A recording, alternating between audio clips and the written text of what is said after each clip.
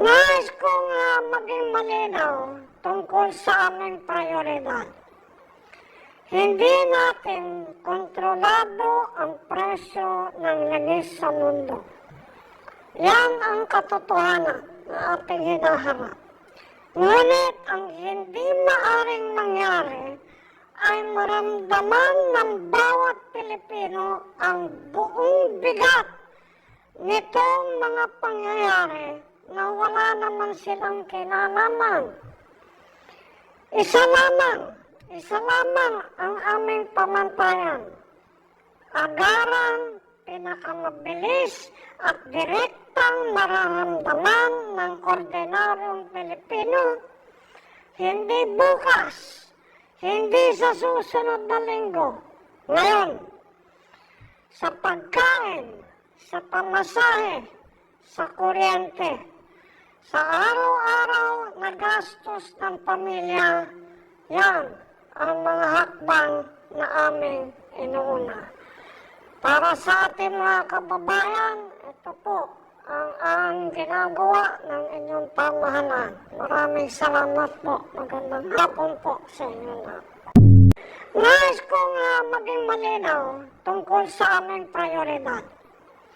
Hindi natin kontrolado ang presyo ng langis sa mundo. Yan ang katotohanan na ating hinaharap. Ngunit ang hindi maaring mangyari ay maramdaman ng bawat Pilipino ang buong bigat nitong mga pangyayari na wala naman silang kinalaman. Isa lamang ang aming pamantayan.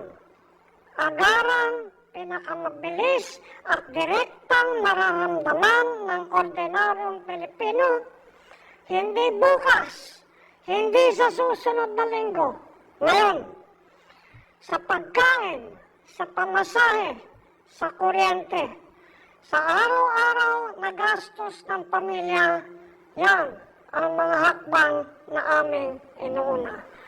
Para sa ating mga kababayan, ito po ang ginagawa ng inyong pamahalaan. Maraming salamat po. Magandang hapon po sa inyo lahat.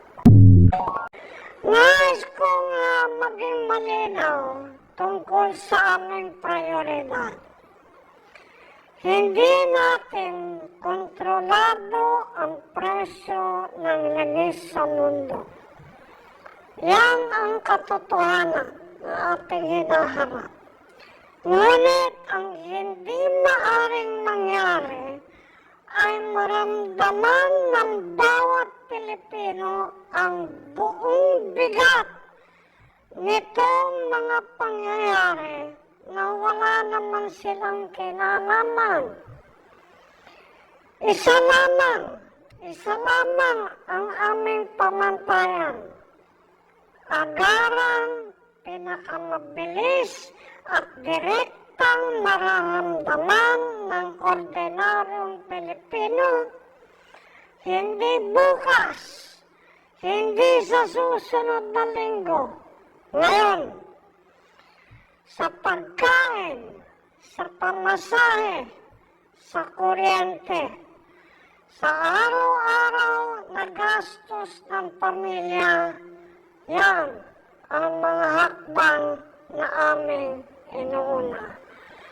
Para sa ating mga kababayan, ito po ang ginagawa ng inyong pamahalaan. Maraming salamat po. Magandang hapon po sa inyo lahat.